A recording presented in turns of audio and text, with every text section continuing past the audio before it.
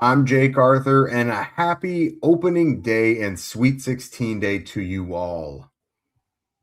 And I'm Zach Hicks, and it's just the waiting game now. We're waiting out the NFL draft, so the dead season in the NFL continues on. I'm Alan Pinkett, former Oiler, and will this Colts team, as it's constructed right now, be a contender? We'll talk about it. Colts Nation, rise up. It's the Colts Squad. Everything Indianapolis Colts every week. Covering all the big hits and game-changing plays from the Circle City, the way only the Locked On Podcast Network can. It's time to squad up. The Colts Squad Show starts now. All right. Hello and welcome to the Colts Squad Show. I am Jake Arthur, Indianapolis Colts beat writer for Roundtable Sports. I am joined by, the legendary former Notre Dame Irish running back and former Houston Oiler Alan Pinkett, as well as my partner in crime on the Locked On Colts Daily Show, Zach Hicks. And today we're getting broad with the show today, Zach. We're talking about kind of big picture stuff with the Colts and the upcoming season, as well as what's been accomplished throughout the offseason. So basically, we're going to go through what our vibe check is for the upcoming season, expectations for some of the injured players, because I think the Colts are kind of hanging their hat on quite a few of those guys this year. What matters most to contributing to wins in the NFL and where the Colts kind of fall in those categories. But we're going to lead off the show here talking about the Colts in the AFC South. What the Colts have done this year, they've made about 20 additions so far in March. That seems grand, but I mean, they've been very, very busy. But where do they stack up with the rest of the AFC South, essentially? So, Zach, when you look at the Jaguars, the Texans, and the Titans, like, for the most part, they've all been busy, except for maybe not so much Jacksonville. But the AFC South has been kind of a hotbed for activity this month. Where do you see the Colts kind of stacking up versus what the rest of the division has done? I think they stack up similar to wherever you would have had them last season, as a team that's firmly in the hunt for a playoff spot, fringe on the hunt for contending for the division. But overall, I don't think anything that's happened with the Colts or with any of these other teams really moves the needle much for me in terms of like who's competing and who's not in this division. I still think the Tennessee Titans, although they made a lot of cool moves on the defensive side of the ball, I still think it's going to take some time for them. They're still a team that's trying to build that thing up the right way with Robert Saleh. So we'll see if they're ultimately able to get there, but I don't really see them as much a playoff team this next season. And in terms of like Houston and Jacksonville, I think they're largely the same teams they were last year. You could say Houston has thrown a lot at the offensive line this offseason, but here's one thing with the NFL.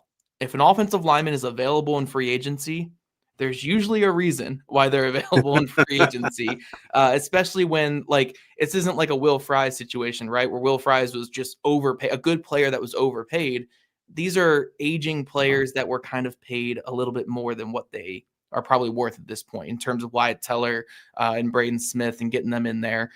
Very good players in their prime, kind of over the hill and unavailable a lot in recent years. So none of what they just did on the offensive line really moves me too much. They're still going to win and they're going to live and die by their defense, and whatever Stroud can give them next season will be the big thing. And then when it comes to the Colts, like, yes, they're revamping the defense side of the ball, but they're running back largely the same offense with the same core focal points on offense. 4 of the 5 offensive line coming back, the main contributors on offense, and Alec Pierce, Daniel Jones, Jonathan Taylor, Tyler Warren, all of those guys are coming back. So I don't think anything in free agency really changed my outlook on this division. There were some additions and subtractions made, but overall, like, outside of what the Jaguars maybe getting marginally worse with losing Devin Lloyd and Achane, what's it, Trevor Achane? How you say his last name? ATN. No, he said it's Achane. Yeah, it's Achane. Now that he's in New Orleans, he wants to be called by how it's really pronounced, he said. Yeah, Trevor Achane. So maybe they got maybe they got marginally worse, but overall I would say this division is largely the same as what it was by the end of last season. It just depends on what your opinion was on each of these teams going into the offseason. I think not much has changed overall. So the sources I sought out, all the opinions seemed pretty subjective, depending upon if you like the team or like the players. But I think what sticks out the most is the Texans adding offensive line depth. And to me, the Texans really didn't need that much. They're not that dynamic on offense, but when you got a badass defense that gets you the ball and you get, more opportunities, kind of reminds me of the 85 Bears, where they didn't have that great of an offense. Yeah, they had Walter Payton and Jim McMahon and Willie Gault at wide receiver, but the defense just gave them so many opportunities. And if the offense continues to get opportunities, they're going to eventually break through and wear down the opponent's defense. And that's one thing the Texans are going to be known for again, is their defense. I mean, that was just one of those defenses, I wouldn't say for the ages, but it was definitely a stronghold, and the defense definitely controlled the game when it came to, whatever opponent that they played. Jaguars didn't really do much, but the one thing that's being, praised is the re-signing of Montaric Brown. So now you got two corners that are starters that will be Travis Hunter and Montaric Brown. So they feel good about that. But, I mean, they were the number one rush defense last year. So, they feel good about it. Losing their running back, we'll have to wait and see, because they signed another running back. And, the league kind of feels like running backs are a dime a dozen. That's why they don't want to draft them till the 4th or 5th round. But I think with the Jags quarterback, I think, I don't know what I would say about him. I expected him to be a lot better, but he hasn't been bad, so I think the Jaguars are going to be right where they were last year. And then the Titans, oh my God, they just need all kinds of wholesale changes. What's interesting is it's what the Titans have done is similar to what the Colts have done on defense, where Lou Anarumo is grabbing up guys that he's played with. Well, what is it? 12 of the 15 free agents that the Titans have signed have crossed paths with either Saleh or the GM Mike Borgonzi. So the Titans are going with familiarity and guys that maybe that can come in that know the system, or not just know the system, but certain GMs run their team a certain way. And so there's some familiarity there that maybe because there's familiarity with the system and with the GM and head coach, that they can speed up their progress. But the Titans just need a whole lot of help. So how do the Colts figure in with that? I think that right now they're still looking up to the Jaguars and the Texans. And if their quarterback can come back, and if Daniel Jones can come back and be okay, then that will be the difference, I think. Yeah, it just comes down to what you thought, I think, by the end of last season. I don't think any of these teams drastically changed too much. I know the Texans are trying to establish more of an identity running the football by trading for David Montgomery, but in the modern NFL, trading for an older running back is just it's just tough business. The running backs, they break down so quick. Montgomery, he was fine last year, but he wasn't the David Montgomery that we know. That's why the Lions were more comfortable trading him away. So we'll see how it works out for the Texans. You get a lot of wiggle room to play with when you have such a great defense that's so young. You can just throw whatever you want on offense and see what works, and you'll still probably be a playoff team. So they'll have their opportunities, but I don't fully love everything they've done. I would have gone a little bit younger on offense and throwing a bunch of veterans at the problem, but at least they are trying to address the offensive line. That was a part of the issue there. So at least they're looking to address one of their big weaknesses. And we'll see if Braden Smith is done yet with the Texans. But I know down in Houston, that's a celebrated signing for them. They feel like it's a big upgrade for that team. So who knows? Might be sweet revenge for Braden Smith twice a year. Yeah, the Texans are just kind of maddening to me because I do like CJ Stroud, and they've given him weapons, but they have consistently failed to give him support, if that makes sense. They make last year, it felt like whatever they tried on the offensive line didn't work whatsoever. And now this year, they're kind of going with older cast-offs, like you mentioned, Zach. And, at running back, the Joe Mixon thing blew up in their face. And now they're going with an aging running back again, rather than just simply, using like a good pick on a running back or something. They keep making, Woody Marks, Damian Pierce before him, Joe. They're making these like passable moves at running back instead of like trying to actually upgrade. So they're kind of maddening to me. I think if I was a Texans fan, I would question what they're doing a little bit. Well, the Titans, I want to, just real quick. One thing I will say about the Texans, though, is they're probably the best drafting team in football the last couple of years. Every single draft pick they make ends up being like a starting caliber, if not a Pro Bowl caliber player.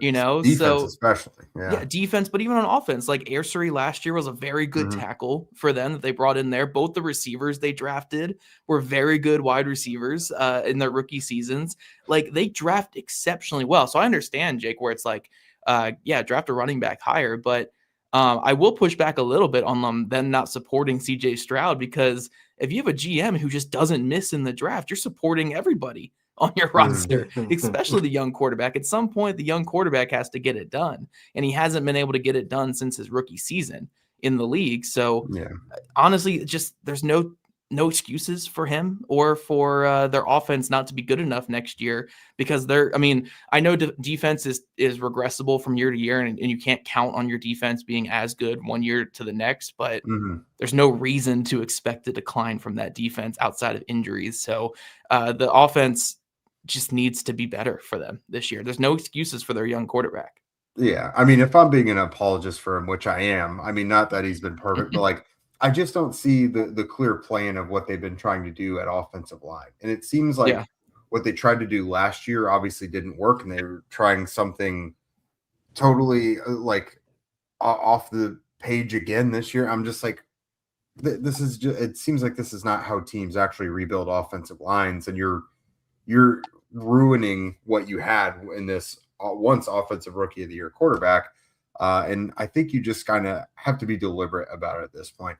I wanted to talk about the Titans real quick, actually, and what you know about Robert Saleh, Zach.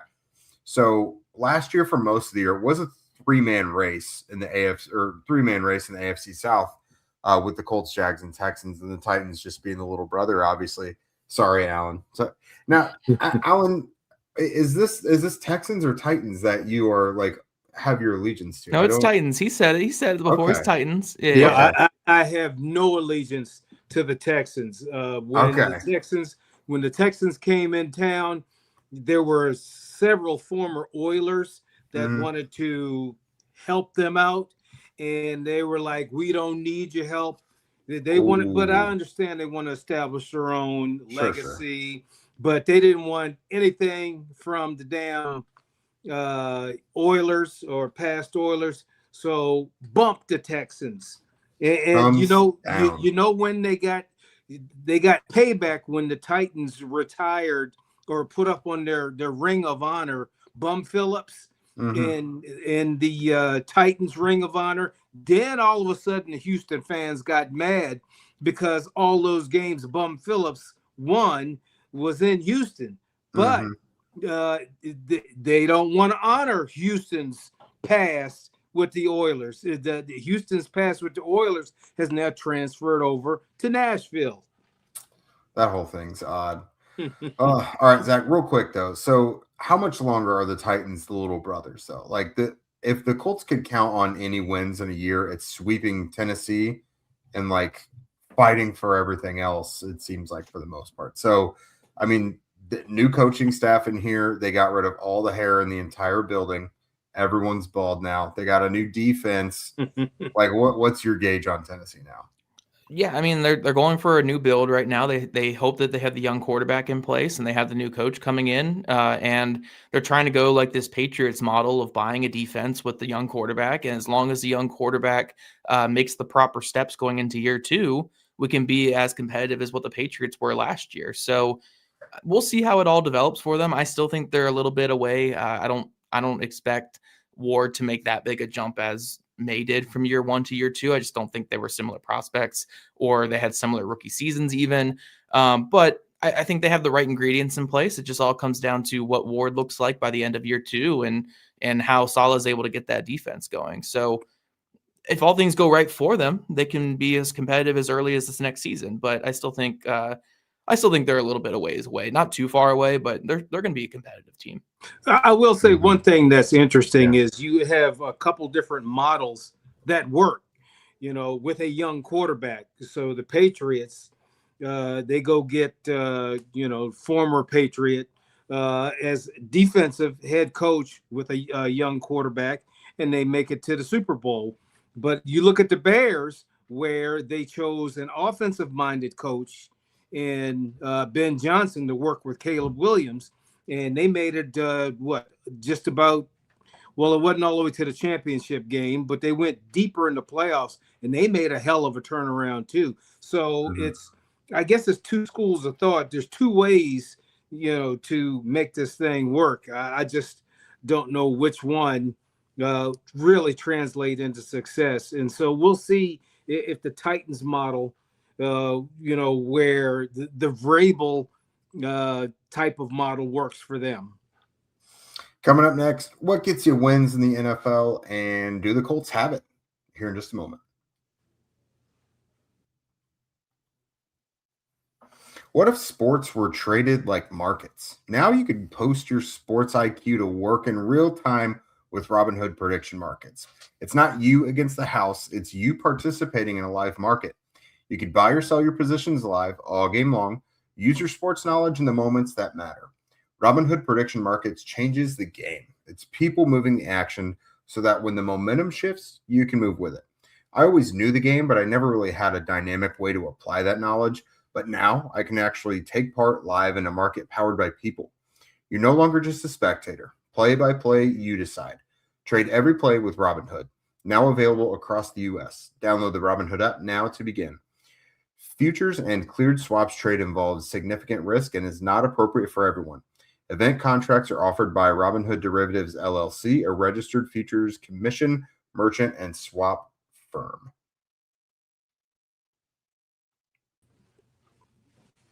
All right, welcome back, everybody. So we are kind of getting big picture with the Colts right now, talking about what they've achieved in the offseason, how it looks versus other teams.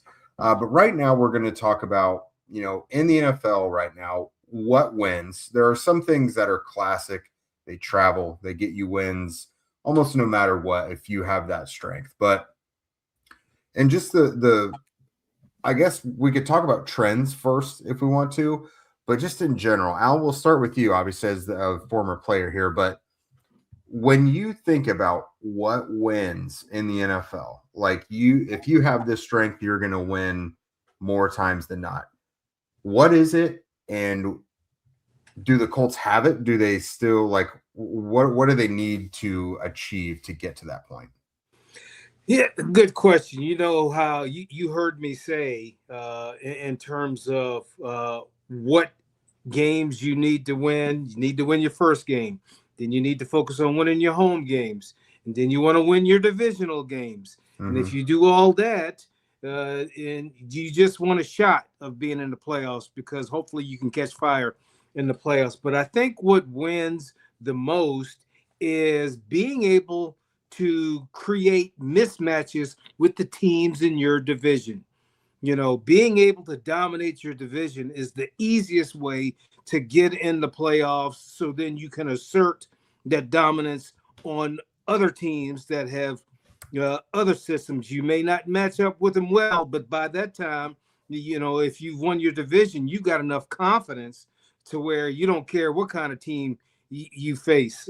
But there is the obvious. You want to have a strong defense.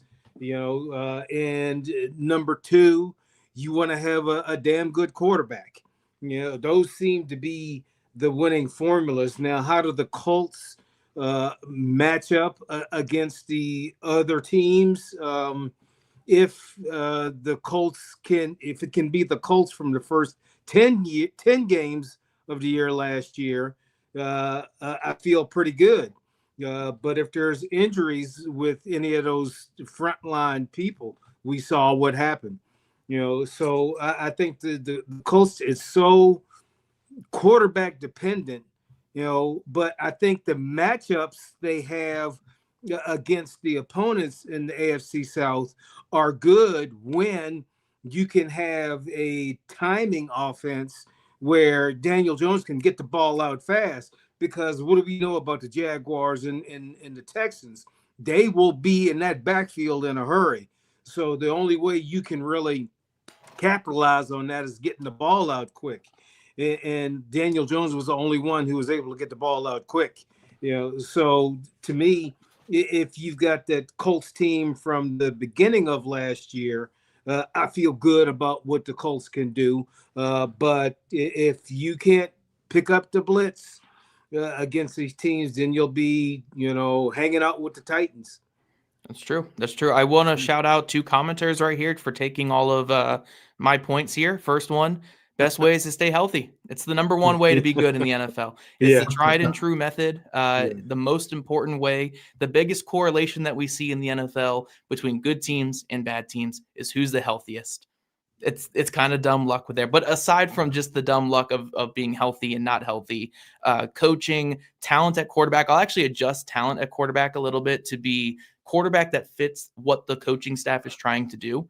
Because I think we've seen that kind of shift in recent years. Like, yes, it's great to have the Pat Mahomes, the Josh Allens that fit every single thing that happens in the NFL. But just having a quarterback that fits your system, Sam Darnold with that Kubiak offense in Seattle last year was highly effective. Daniel Jones with Shane Steichen was, by all accounts, a top 10 quarterback in almost every single metric when he played last year. So I think a quarterback who just fits what the coaching staff wants, and then just hitting on your draft picks. Hitting on your draft picks is the number one way to be competitive in the NFL. The Seattle Seahawks are not Super Bowl champs without getting Nick Emmanwori on rookie contracts, without building their entire pass rush off of rookie contracts, essentially, right? Like they were able to be risky and bring in Leonard Williams and DeMarcus Lawrence through free agency and draft, or through free agency and trade. But everybody else on that defensive line was brought in through the draft. They hit on a lot of draft picks there.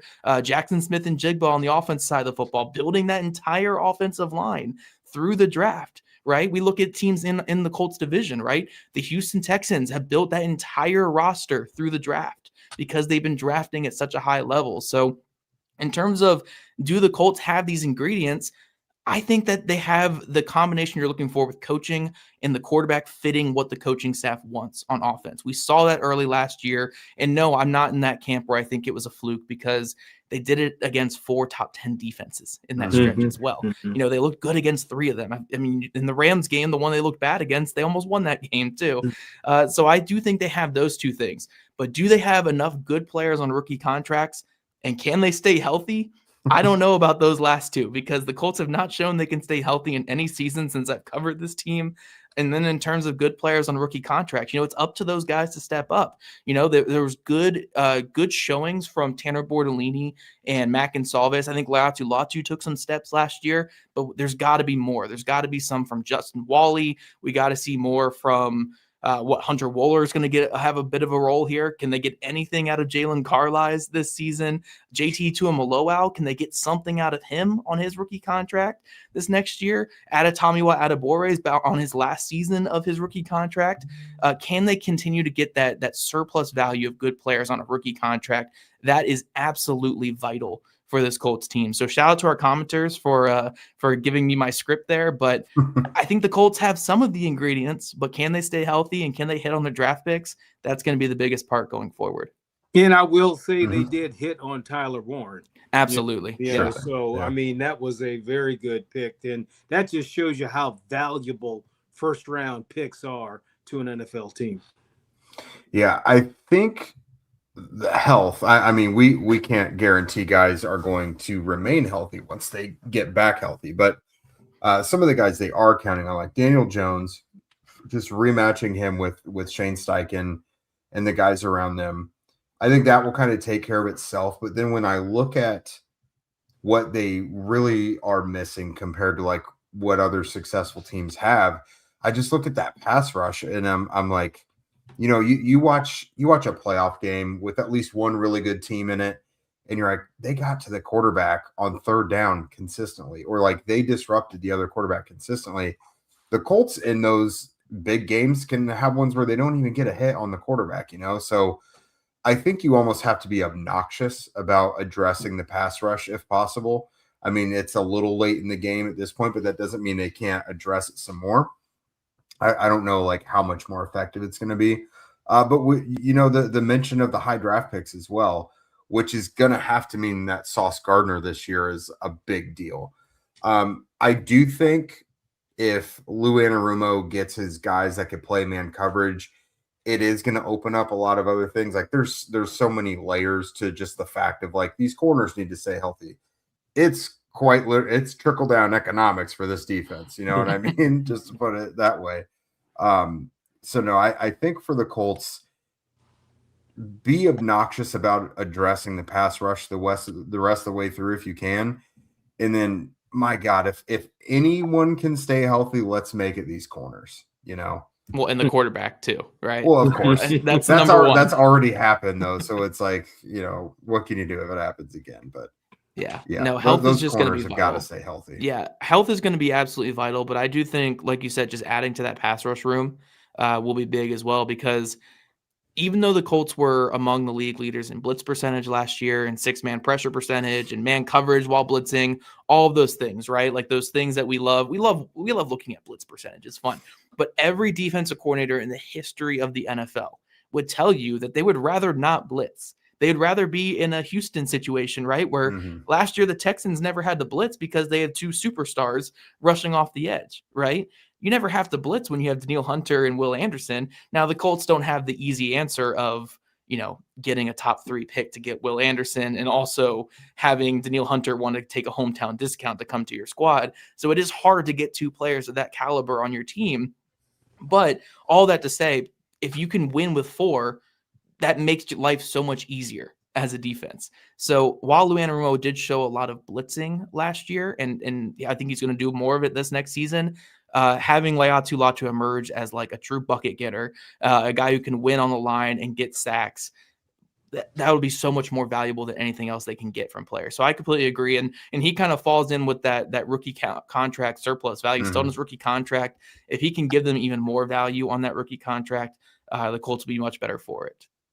Well, and I'll agree with you that blitzing is not something that defensive coaches necessarily want to do, because there is that risk-reward aspect to it. You know, if you just leave those defensive backs on an island, but, you know, I think the Colts had good foresight in going to get Sauce Gardner, and then we'll see if Mooney Ward comes back. I anticipate him coming back stronger than ever, just because he didn't want to go out like that, you know, with the concussions and things.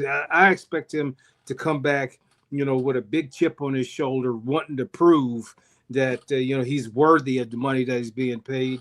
And if you can get good coverage from those two, then blitz away and let's see what happens. But yes, it did get kind of tiresome watching the quarterback, the opposing quarterback, whoever the Colts were playing, just sit back there and read a book, order coffee, and then throw the football. Yeah. All right, guys. Coming up next, the Colts can't be as hurt next year as they were this last year, right?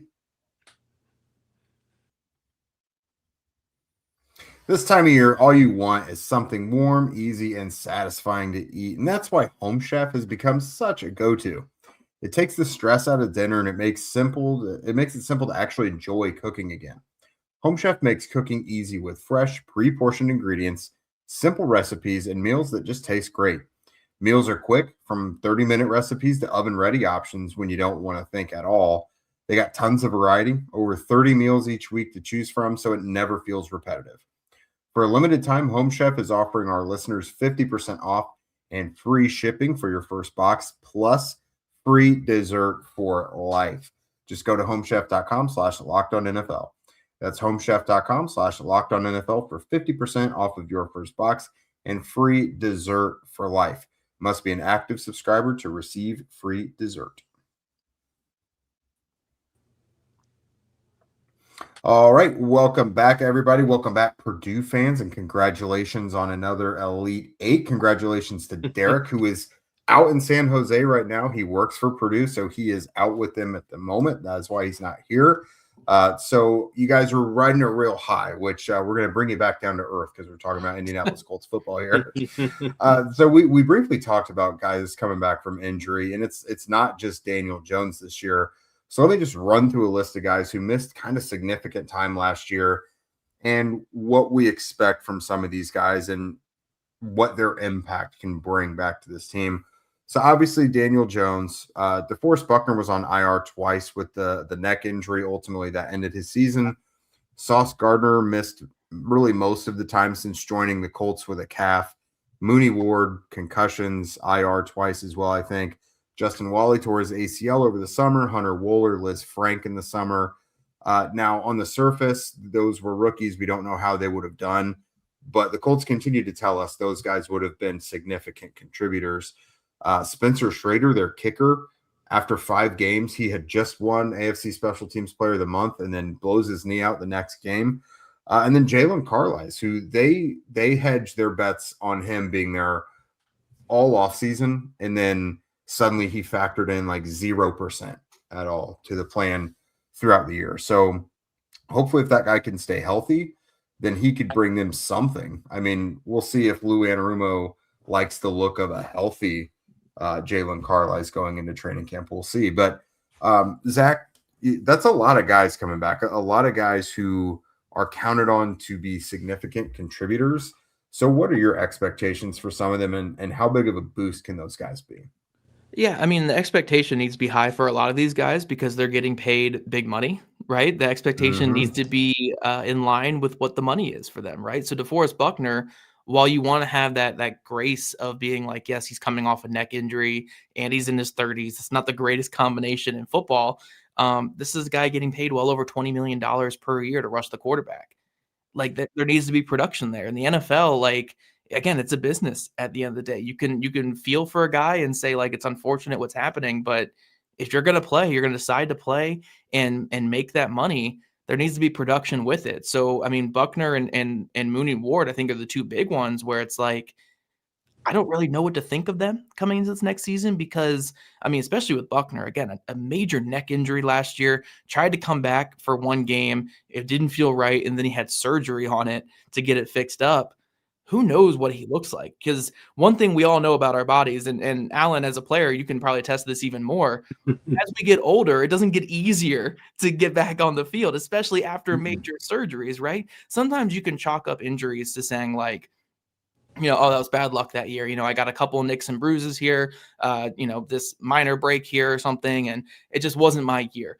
But that doesn't mean like the next year, all of a sudden you're going to be completely healthy, perfectly fine, and back to what you were looking like when you were 23.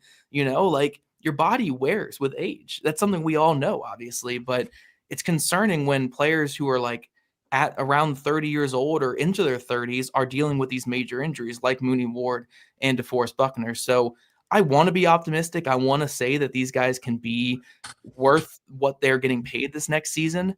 But the injuries are a very concerning aspect of this, especially when Mooney Ward had said that, what did he say in his exit interview? He said, like, if I have one more concussion, I'll probably hang it up there. Mm-hmm. So he's one more concussion away from potentially being off the team this next season. So those are concerning aspects with those players. When it comes to younger players like a Sauce Gardner, like Justin Wally, again, it's concerning anytime guys have major injuries. But for a younger player, especially when they're like, I'm not saying an ACL injury is nothing anymore. That is a pretty big injury still, but it's not what it was back in the 90s or back in the 80s when it was a career ender. The ACL injury is much cleaner recovery than like the Achilles injury, for instance. So with Justin Wally, we should hope that he can get back.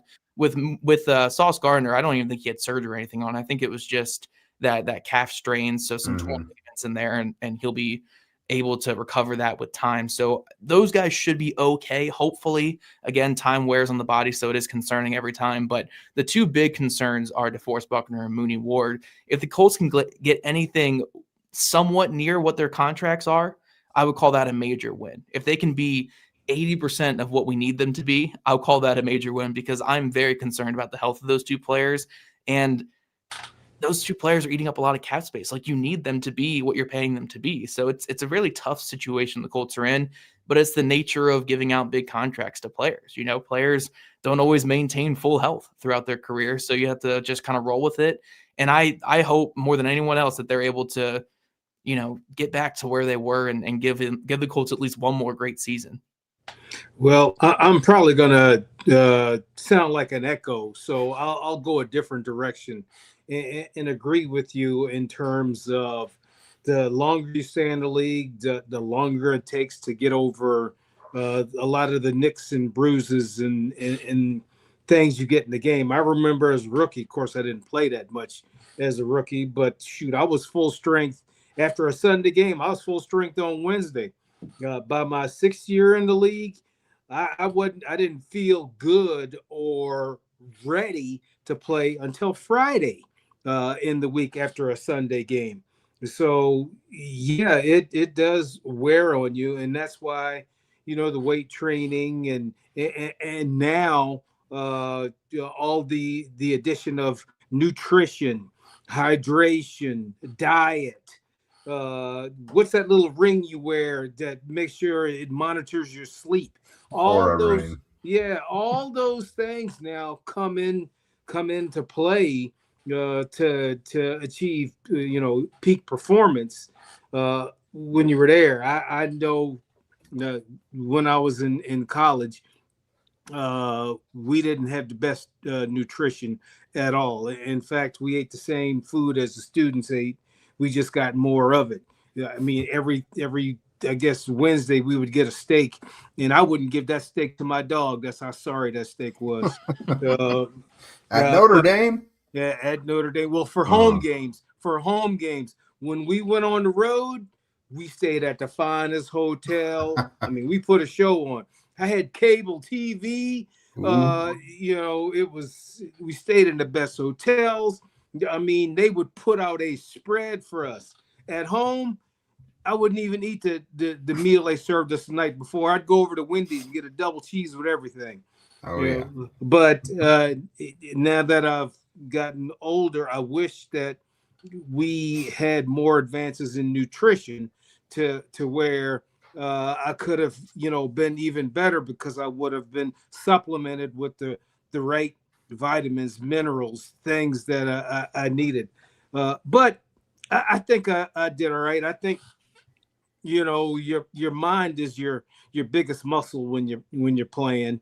And I remember going out to Colorado a couple times, and we go out and play Air Force. They got the band there in the tunnel when you come out to go on the field, and the band is chanting, "There is no air. There is no air." And you've heard about how in that, that I guess way above sea level, that the air is thinner. And but I never ever noticed that. But it's because mentally I was ready to play. So I wasted enough time on that to come back and agree with what Zach said. The guy that sticks out to me the most in terms of needing to have a great year is DeForest Buckner, because his play will have an effect on all the edge rushers. If he can tie up those people in the middle, that just frees up those guys on the ends to do their thing. It gives them the opportunity to do more twists and stunts.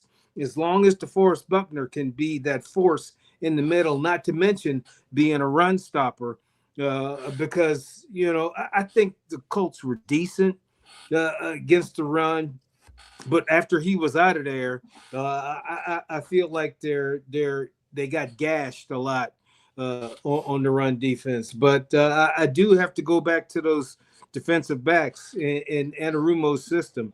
If you got Moody Ward and Sauce Gardner in good health, and they can cover to the best of their ability, it's going to be hard on a lot of offenses to have any kind of success when you got two lockdown corners. So those are the players I think the Colts need to have great years, and that will say a lot about the success the team is going to have, because let's face it, defense is 1/3 of the component that helps you win. We anticipate the offense will be good, hopefully, keeping the quarterback healthy, and special teams. They were okay on special teams last year, but the defense is that third component that if you've got that clicking, just ask the Texans and the Jaguars if defense made a difference in their games. Yeah, no, for sure. And one thing we haven't really talked about yet, Jake, is the quarterback injury. That's the big one here, Honestly, right? Yeah. And while we're talking about these other guys with their long injury history or recent injury histories like Buckner and Mooney Ward, arguably the longest, like the CVS receipt injury list of Daniel Jones's career is still looming over the Colts. And I mean, what's the stat that you always throw out there, Jake? He's only had like one fully healthy season in the NFL, right? Season. Yep. Yeah. So him being healthy is going to be the most important thing for the Colts. Yeah, and the Colts do say that he's past that 3-month mark. Yeah. That's their gauge on whether someone's going to come back okay. And I guess what? He used the same doctor for his Achilles as Halliburton and also Jason Tatum. So we'll see. That doctor might be rich if all three of them come back and play well. That doctor, as if he wasn't already rich. But he'll really make a statement in the medical field in terms of, folks will be trying to tear their Achilles on purpose just to go see this doctor. Tatum's already on a roll. Zach, though, like you can't put your quarterback in bubble wrap, but like just with Daniel, like if the fracture last year, I mean, in hindsight, do you put him on the shelf for a couple weeks, let him heal up before you get it back out? Like in 2026, let's say, he's back from the Achilles, but something comes up where he's very uncomfortable or he is compromised in some way but can play through it.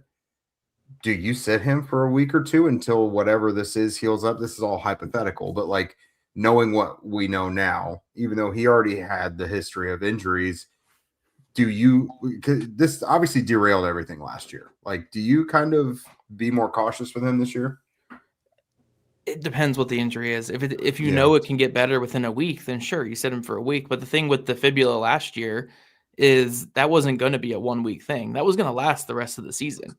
So it was gonna heal on its own, but playing through it wasn't supposed to cause further issue, basically. Right. Well, that's the thing. It was going to heal on its own, but it would have healed throughout the course of the rest of the season. We're talking about a broken fibula here, right? It's not like it was going to take weeks and weeks to heal. So the thing that they really were basically debating with Jones was like, we're either going to play him the rest of the way or not play him at all. There's no in between with this. So it really comes down to like, yeah, if you can sit him for a week because he's got a bad scratch or something, I don't know, sure, then you can bench him for the week. Wait, no, if you're sitting him because he has a bad scratch, then I'm calling foul. I don't know, but I'm just saying, like, if it's something like that, if you can sit him for a week and be good, then sure. But if it's something like that again, like at the end of the day, Jones was on a 1-year contract, and he knew what his history was with injuries. So you basically defer to the player in a lot of those situations. Like, what do you feel like you can do? How does your body feel? And ultimately, on a 1-year contract in such a prove it type season with the team trying to win, he decided to go back out there, and the team was okay with that. And it ended up being what it was. So, I think if a similar situation were to arrive, like, unless we had the complete benefit of hindsight, which we never do, I think you still probably make the same decision. It's like saying with, while we bring up Halliburton here, right? Does Halliburton suit up for that game 7 knowing that the Achilles tears? He probably still does, because it might be his only chance ever at a title, So these are players that just want to be on the field. They want to be out there. And if they feel like their body can go, they can. Sometimes the team has to step in and prevent that. But when it's a situation like that, where he's playing for more and more money and playing for more security in his life, who are you to tell him that he can't, he can't play? So I don't know. I wish we had the benefit of hindsight on a lot of these things. He could save a lot of players' careers, but unfortunately we don't. And you have to make these tough decisions that sometimes don't work out. Yep, without a doubt. All right, guys, coming up next to wrap up the show, we are going to do a vibe check on the 2026 season. How do we feel going into things right now?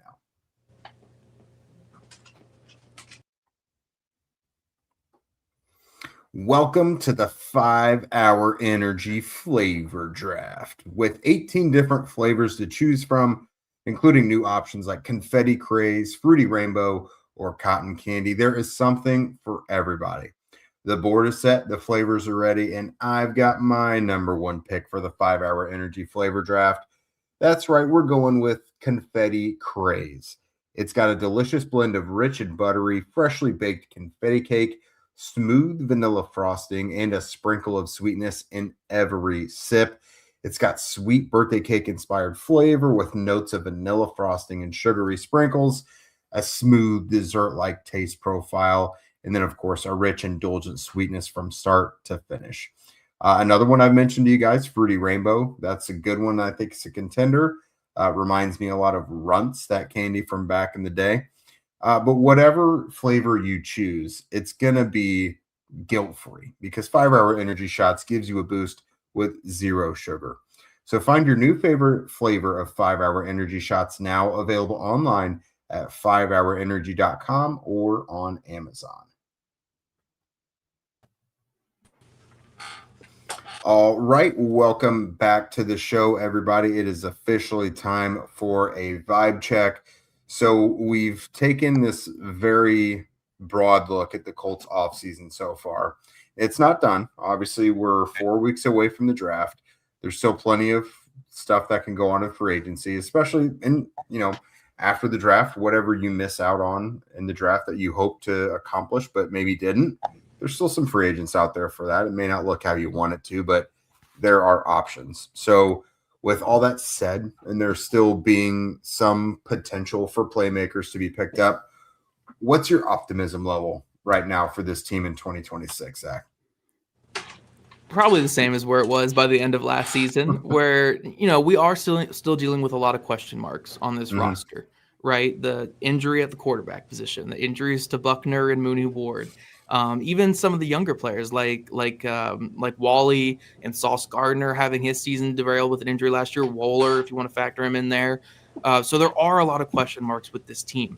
But ultimately, the moves they've made this offseason don't really change too much for me. Like, I think there's still an avenue for the defensive line to get better. I still think there's an avenue for the linebacker to get better. So I'm wait and see mode on those. But ultimately, how many games the Colts win or lose this next season are going to come down to the health of those key positions and how those guys look on the field. So, yes, I want to see another pass rusher in here. Yes, I want to see some moves done at linebacker. And I still think there's going to be more moves made there to where I'm not going to be terribly concerned. But even if you were somehow able to add, Jonathan Grenard at linebacker and add Jacob Rodriguez in the draft, everyone's dream 1-2 punch there at those two spots, the Colts are still not making the playoffs without Daniel Jones performing like he did early last season and being healthy through 17 games. They're still not making the playoffs if DeForest Buckner is a shell of himself and doesn't look like what you need him to be. They're still not making the playoffs if Mooney Ward and Sauce Gardner can't stay healthy. So ultimately, it really comes down to those key players. I think they're going to make some more moves with the draft and other players coming in here. But my vibes are still fine right now. It's just you're putting a lot on a guy coming off a torn Achilles, which still concerns me at the quarterback position. But I did think that we saw some good moments from them early last year. So I'm purely in wait-and-see mode right now. I'm kind of neutral on this Colts team. I think they can be a good team, but they need a lot of things to break their way. But you could say that about every good team in the history of football, right? That they needed a lot of things to break their way. A good football team, Seattle Seahawks, a very good football team last year, but, do they win the Super Bowl if the AFC is in a complete train wreck throughout the whole year to where, they're playing a young Patriots team that was not ready for the moment in that Super Bowl. And then in the NFC in their division, they had to go through Stafford, who was awesome. The 49ers' entire team got decimated the entire year, So you do need some things to break your way, and that's just part of the game. And no one looks back at all-time great teams and says, well, the 85 Bears only won because they had to play this team or because they stayed healthy. It's like, no, they're still the 85 Bears, So a lot of it is just things breaking your way, things breaking the positive way, and you can overcome anything. So I'm very neutral on this team. I'm not going to say I'm pessimistic. I think there are some good moments and good things that can come from this roster, but they need guys to stay healthy and guys perform up to their level that we know they're capable of doing. Well, I wish I was a lip reader because I didn't hear a damn thing you said. But not again. One of my favorite sayings is technology is a wonderful thing when it works. But hopefully I won't repeat everything that Zach said. But on an optimism level, if it was a scale of 100, my optimism is at about a 75 right now. Because you do have one of the better quarterbacks when he's operating. You've got one of the best running backs, and you've got a receiver core that can catch the ball, run good routes. I think for me to be above a 75, I would like to see one of two things happen on the offense where my optimism level can get up to 90. And that is we need to find a replacement for Michael Pittman Jr. Somebody who's going to be reliable, and it's probably going to have to be a big body receiver. It doesn't have to necessarily stretch the field, but got to be sure-handed. And so I'm hoping that this Malachi Fields for Notre Dame somehow ends up on the Colts, because I think he would be a perfect fit. If not him, I would love to see the Colts add another quality tight end and play that offense the way you remember the Ravens used to have two tight ends and they had an H-back, but they had two tight ends and they could hit you that way, and they just beat you up while they're moving the ball down the field. They didn't necessarily stretch the field, although they did have one speed burner, but I think that would be a fascinating offense to have, somebody with the skill level of Tyler Warren also out there on the field, because it's going to put the defense in a bind. And I think it might make a Shane Steichen offense unstoppable, from a physical standpoint, because, if those DBs get tired of tackling tight ends or big body receivers, they get tired of doing that mess. So that would raise my optimism level a little bit on offense. On defense, I'm at about a 50 out of 100 in terms of optimism. But I say that knowing that there's a lot more things that are going to happen with this particular defense. We really don't have a true Mike linebacker yet. And although in the Anarumo system, the linebackers to me have a limited role, you still need that guy in the middle that is going to be able to stuff the run, also be able to cover a tight end, cover a back out of the backfield, and be a tone setter, really.